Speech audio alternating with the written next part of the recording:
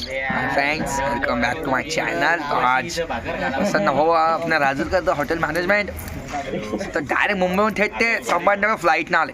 चला आपण विचारतो त्यांचा एक्सपिरियन्स काय होता। अरे एक्सपिरियन्स एकदम तुला विचारते ते मग बोलणं पुढचं मला तर बोलते अरे डिलीट नको तर प्रसन्न भाऊ तुम्हाला तुझा एक्सपिरियन्स काय होता एकदा आमच्या पब्लिकला सांगा। एक्सपिरियन्स एकदम भारी होता, एकदम छान, खूप आवडले मला। एअर हॉस्टेज खूप एकदम भारी, ओ भाई कन्फर्म असं आहे का?